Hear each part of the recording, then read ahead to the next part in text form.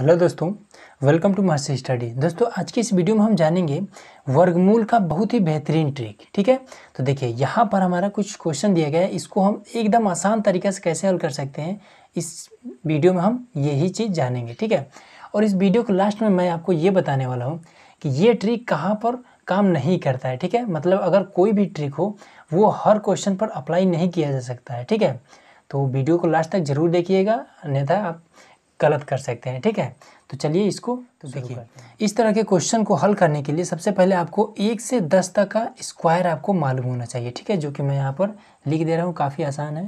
तो देखिए यहाँ पर हमने ये स्क्वायर हमने लिख दिया है। ठीक है, अब हम क्या करेंगे, देखिए सबसे पहले ये वाला क्वेश्चन को हल करते हैं। क्या है कि यहाँ पर 3 संख्या दिया गया, 1 2 3। ठीक है, तो इसमें हम 2 2 का पेयर बनाएंगे। तो यहाँ पर ये 2 का पेयर बन गया, मतलब कि 25। ठीक है, अब बचा यहाँ पर 6, तो 6 को हम ऐसे ही रहने देंगे, या तो आप चाहें तो यहाँ पर आगे 0 भी लगा सकते हैं। ठीक है, उससे कोई दिक्कत नहीं होगा। अब इसमें हम क्या करेंगे, 25 के जो सबसे लास्ट में यहाँ पर 25, 2 के पीछे जो अंक है ये 5 है। ठीक है, तो अब इसमें हम देखेंगे किस संख्या के वर्ग में 5 आ रहा है। ठीक है, तो 5 के वर्ग में यहाँ पर लास्ट में देखिए 5 आ रहा है। ठीक है, अब और किसी में आ रहा है, नहीं आ रहा है। ठीक है, तो इस 5 को उठाकर हम यहाँ पर 5 के वर्ग में, तो इस 5 को उठाकर हम यहाँ पर लिख देंगे 5। ठीक है, अब हमारे पास क्या बचता है, यहाँ पर ये 6 बचता है। अब हम देखेंगे कि 6 किसके किसके बीच में आएगा। ठीक है, तो 4 और 9 के बीच में आएगा। ठीक है, तो देखिए अब इसमें हम थोड़ा सा और ध्यान देंगे कि 6 किसके ज़्यादा नज़दीक है। ठीक है, तो 4 में अगर हम 2 को जोड़ेंगे तो ये 6 बन जाएगा। अब 9 में अगर देखा जाए तो 9 में अगर हम 3 को घटाएंगे तब जाके 6 होगा। ठीक है, जैसे कि यहाँ पर देखिए 4 है, यहाँ पर इसमें अगर हम 2 जोड़ दें तो 6 हो जा रहा है। यहाँ पर क्या है, 9 है, तो 9 में 3 माइनस करेंगे तब जाके 6 होगा। ठीक है, तो 6 किसके ज़्यादा नज़दीक है, इस 4 के ज़्यादा नज़दीक है। ठीक है, तो इसलिए हम क्या करेंगे, इसके ज़्यादा नज़दीक है तो ये वाला 2 को हम यहाँ पर लिख देंगे और यही इसका आंसर हो जाएगा।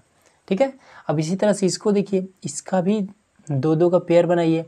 अब इसमें देखिए लास्ट में क्या है, 9 है। ठीक है, अब देखिए 9 किसके किसके अंत में आ रहा है। ठीक है, किस संख्या का स्क्वायर किए हैं तो 9 आ रहा है। तो यहाँ पर देखिए 3 का जब हम स्क्वायर किए हैं तो 9 आया है। फिर आगे आते हैं तो 7 का स्क्वायर किए हैं तब भी लास्ट में 9 आ रहा है। ठीक है, तो इस तरह से हमें 2 संख्या प्राप्त हो गए, 3 और 7। तो 3 और 7 ये 2 संख्या प्राप्त हो गया। ठीक है, अब हम ये चीज़ हमें इसमें से निकालना है कि इसमें से सही कौन सा है। ठीक है, कौन सा संख्या हम लेंगे, क्योंकि दोनों संख्या को तो हम ले नहीं सकते हैं, 3 या 7 दोनों में से एक ही संख्या लिया जाएगा। ठीक है, तो हम इसके लिए क्या करेंगे, पहले ये जो 10 है इसको देखेंगे कि किसके बीच में आ रहा है। ठीक है, तो देखिए 10 जो है ये 9 और 16 के बीच में आएगा 10। ठीक है, 9 और 16 के बीच में आएगा 10। अब ये देखेंगे कि 10 किसके नज़दीक ज़्यादा है, तो यहाँ पर देखिए 9 के नज़दीक में 10 ज़्यादा है। ठीक है, क्योंकि 9 में अगर 1 जोड़ देंगे तो 10 हो जाएगा। तो इसलिए हम क्या करेंगे, ये छोटा वाला 16 यहाँ पर है। ठीक है, 16 बड़ा है और 9 छोटा है, तो छोटा वाला के ये 3 है, इसी को हम यहाँ पर पहले लिखेंगे 3। अब इसमें हम क्या लिए हैं, 4 और 3, इसमें हम छोटा वाला लिए हैं, तो इसमें भी हम इन दोनों में भी छोटा वाला लेंगे। तो छोटा हमारा क्या है, 7 और 3 में से 3 छोटा है और यही इसका आंसर हो जाएगा। ठीक है, अब ये वाला देखिए, और इसमें देखिए थोड़ा सा ध्यान दीजिएगा कि जब ये जो 2 संख्या में प्राप्त हो रहा है, इन दोनों को जोड़ेंगे तो हमें 10 ही प्राप्त होगा, हमेशा चाहे जो भी हो। ठीक है, अब देखिए जैसे कि यहाँ पर हमें क्या, अभी चलिए आगे देखते हैं, सॉरी जब पेयर बनाएंगे तो ये इतना हो जाएगा। ठीक है, अब हम क्या करेंगे, इसमें इसके लास्ट में है 4। ठीक है, अब इसमें देखेंगे कि हम 4 किसके किसके अंत में आ रहा है, तो देखिए यहाँ पर हमें 4 मिल जा रहा है। ठीक है, 2 में, तो यहाँ पर हम लिख देंगे 2। अब हम क्या करेंगे, अब डायरेक्ट यहाँ पर लिख दीजिए 8।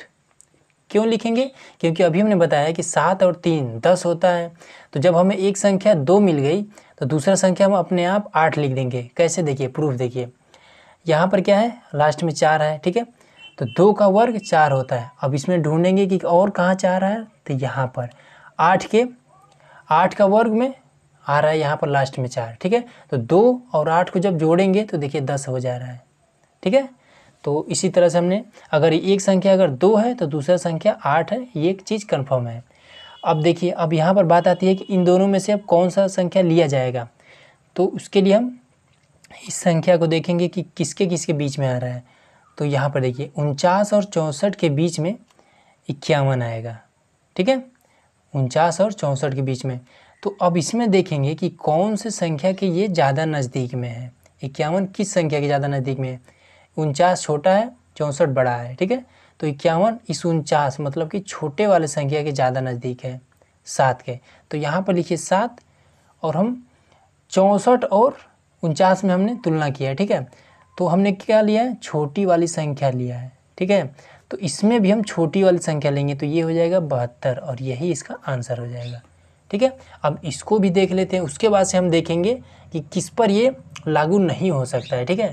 तो देखिए इसका 2 पेयर बना, ठीक है, इसके अंत में क्या है 6 है।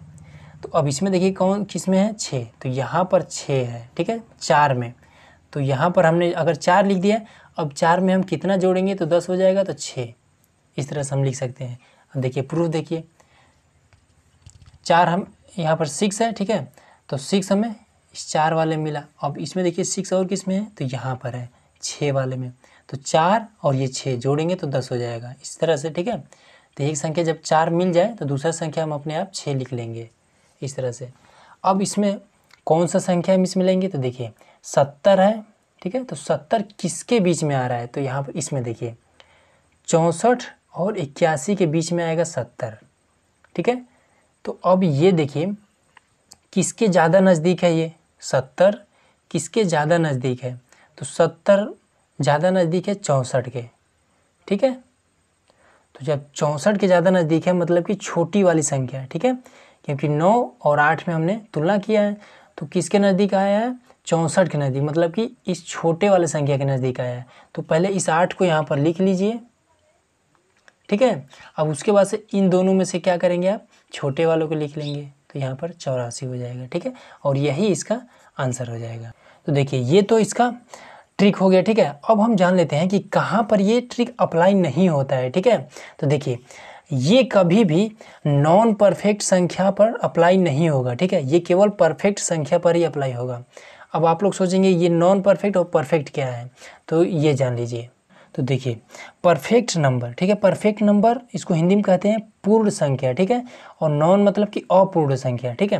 तो देखिए परफेक्ट नंबर वो होता है जिसका वर्गमूल, ठीक है, एकदम सीधा सीधा है, मतलब कि दशमलव में नहीं आता है। और नॉन परफेक्ट नंबर का इसका वर्गमूल हमेशा दशमलव में ही आता है, ठीक है। अब एग्जांपल देखिए, जैसे कि अगर अंडर रूट में दे दे 64, ठीक है, तो 64 का इसका वर्गमूल आप जानते हैं क्या करेंगे, आप लिख देंगे 8, ठीक है, 8 8 64। अब यही अगर कह दिया जाए कि आप 65 का अंडर रूट में 65 का बताइए, तब इसका मान क्या होगा, तब इसका 8 पॉइंट कुछ कुछ होगा, ठीक है। तो ये इस तरह से अंडर रूट में 65 ये नॉन परफेक्ट होगा और ये 64 परफेक्ट होगा, ठीक है, ठीक है। तो ये जो ट्रिक है ये हमेशा परफेक्ट नंबर पर ही अप्लाई होगा, ठीक है। देखिए यहाँ पर जो भी हमने किया है इन सभी में किसी में भी दशमलव नहीं आया है, ठीक है। इस तरह से ये परफेक्ट नंबर पर ही ये ट्रिक अप्लाई होगा, ठीक है। अब बात आती है कि हम कैसे जानें, जैसे एग्जाम में अक्सर पूछ देता है कि कौन सी संख्या परफेक्ट है और कौन सी संख्या नॉन परफेक्ट है, ठीक है। तो इसके लिए देखिए ट्रिक होता है एक, तो देखिए यहाँ पर हमने लिख दिया है क्या कि जिन संख्याओं के अंत में 2 3 7 8 और सिंगल जीरो आए, ठीक है, तो वह संख्या नॉन परफेक्ट होगा, ठीक है। अब देखिए थोड़ा सा एग्जांपल भी देख लीजिए, जैसे कि अगर रूट में दे रहा है, ठीक है, मान लीजिए यही वाला पहला वाला हम देख लेते हैं, अगर 10 8 और 9 दिया है, ठीक है, तो 9 के बजाय हम क्या करें इसमें अगर 2 लिख दें, ठीक है, इस तरह से, तो ये नॉन परफेक्ट हो जाएगा, ठीक है, नॉन परफेक्ट, ठीक है, ये चीज़ होगा। अब इसी में अब ये वाला है, अगर इसमें भी यहाँ पर 4 दिया है, 4 की जगह अगर 8 दे रहा है, ठीक है, इस तरह से 51 और 88 दे रहा है, ठीक है, लास्ट में क्या आ गया 8 आ गया, तो ये भी नॉन परफेक्ट हो जाएगा, ठीक है। तो इस तरह से अगर एग्जाम में अगर कोई भी क्वेश्चन आ रहा है, ठीक है, अगर उसके लास्ट में, ठीक है, इस तरह से रूट में अगर कोई भी क्वेश्चन आ रहा है और लास्ट में 2, 3, 7, 8 और सिंगल जीरो का मतलब क्या हुआ, जैसे कि इस तरह के यहाँ पर क्या है 10 और 82 है, ठीक है, तो हम लिख दें कि 10 और 80 लिख दें, ठीक है। इस तरह से सिंगल जीरो यहाँ पर आ गया, तो ये हमारा क्या हो जाएगा, ये भी नॉन परफेक्ट में आएगा, ठीक है। तो ये चीज़ हमेशा ध्यान रखिएगा, ये अक्सर एग्जाम में पूछता है कि जिन संख्याओं के अंत में 2, 3, 7, 8 और सिंगल जीरो आए तो वह संख्या नॉन परफेक्ट होती है, ठीक है। तो ये चीज़ हमेशा ध्यान रखिएगा। तो दोस्तों आज का ये वीडियो आप लोग कैसा लगा हमें कमेंट बॉक्स में जरूर बताइए। अगर आप चैनल पर नए हैं तो सब्सक्राइब जरूर करिएगा। चलिए मिलते हैं अगले वीडियो में। वीडियो देखने के लिए बहुत बहुत धन्यवाद।